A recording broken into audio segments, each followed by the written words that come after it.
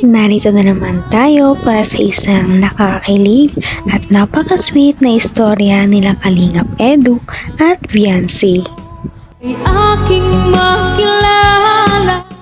Para sa pagpapatuloy ng kanilang love story, tumungo na naman ang Kalingap team sa bahay nila Ate Viancy. Ito ay dahil may ibibigay na naman silang isang malaking sorpresa.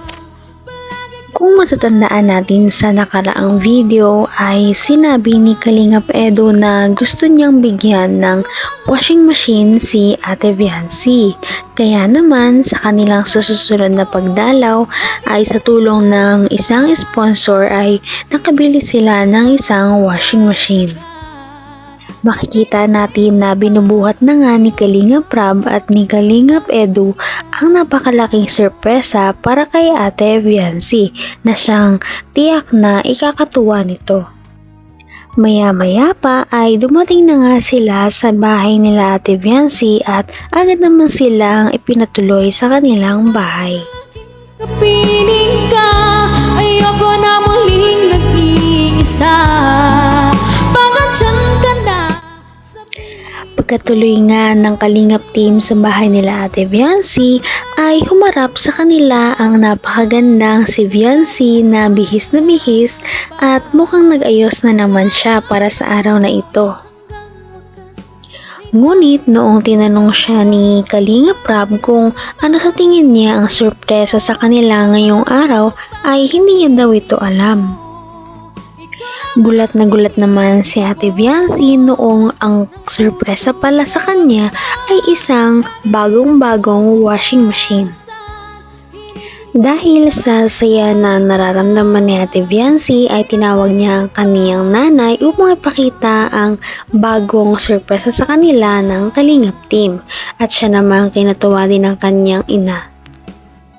Lubos ang pagpapasalamat ni Ate Viancy at ng kanyang mama sa mga tumutulong sa kanila araw-araw.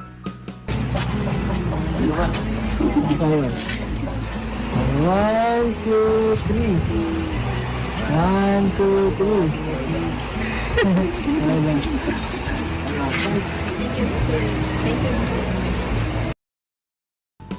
Bakas nga ang kilig sa mukha ni Ate Viancy dahil hindi na naman siya mapakali dahil nandyan si Kalingap Edu.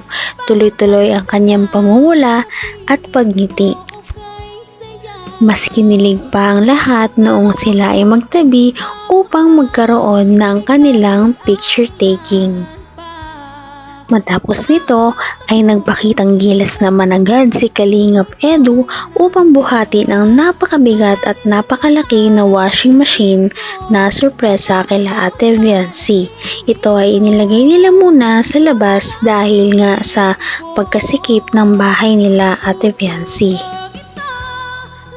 Bilang pagpapasalamat ay kumuha muna si Viancy ng tubig upang ipainom sa mga nagbuhat, kay Kalingap Edu at sa iba pa.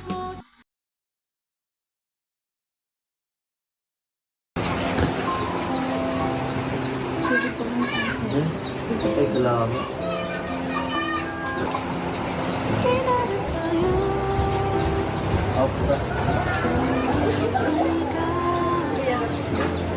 Talagang napakabait talaga ni Ate Viancy at gusto niya talaga ang magbalik ng utang na loob kahit sa mga simpleng bagay lamang.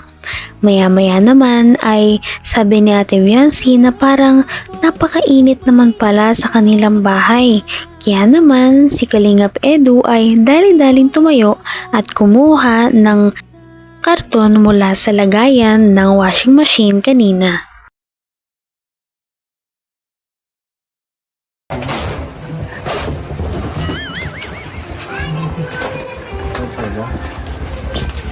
Imbis na lumamig ay parang mas lalong uminit ang paligid dahil sa sweetness ng dalawa.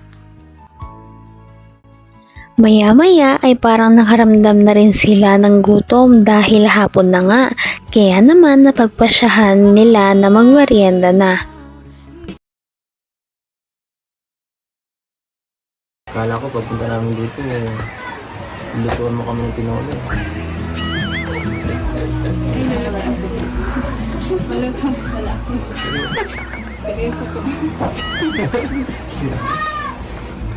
tulungan pa kita eh. Ano lang si Rodel? Sige. Bili ako ah. Saka lang. Hindi nga in-expect ni Beyonce na tototohanin ni Kalingap Edu ang kanyang biro noong nakaraang video na sana paglutuan siya ni Beyonce ng kanyang paboritong ulam na tinola. Di ka rin Kahit pa nabigla si Ate Beyonce ay pumayag na lamang siya dahil ito ay request ni Kalingap Edu. Habang wala pa si Kalingap Edu na bumili ng sayote ay inihanda na niya agad ang mga ingredients at simulan na itong lutuin. Hindi na ito importante. Lahat ang mga ingredients ito. Wala ito eh. Basta mahalaga. Binuhos ko yung pagmamahal mo sa pagkain. Magiging masarap na yan. Magiging masarap na lang yan. Halata sa kanilang dalawa na nag-i-enjoy sila sa kanilang pagluluto na may halong biruan. At dahil nga napakainit sa bahay nila Ate Beyonce, hindi may iwasan na pawisan na talaga silang dalawa.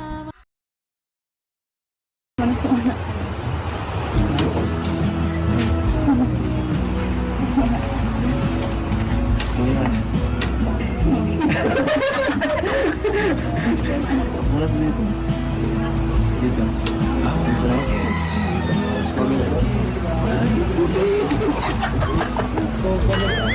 Ano ba kaya? Baka pupuin na ako. Pupuin na ako. Hindi ko makita na ako. Dito pa, oh. Wala kami hawakan.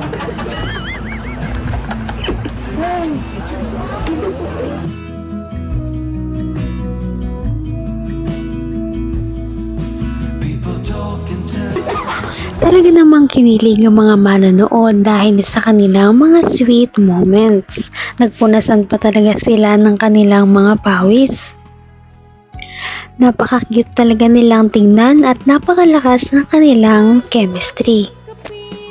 Dahil dito ay araw-araw silang trending at lagi hinahanap ng kanilang mga viewers. Maya-maya ay natawa sila dahil sabi ni Beyonce na parang nadurog na nga ang sayote kakahalo ni Kalingap Edu. Parang hindi na lang ata si Ate Beyonce ang nagpapanik at hindi mapakali ah. Parang si Kalingap Edu na rin. Ito na yata ang epekto ng kilig sa kanilang dalawa. Maya-maya ay luto na nga ang kanilang pinaghirapang tinola. Tinawag na nila ang lahat dahil kakain na. Ngunit bago sila kumain ay nagkaroon muna sila ng taste test. Tinikman muna nila ang kanilang luto kung pasado na ba ito, may kulang pa ba o daragdagan pa ba. Oh, sige. Check ko, double check natin. Uy! Sabi ko na eh. Sinabi ko na, napakasarap. Napakasarap talaga. Sigurado, makagustuhan ito ng lahat.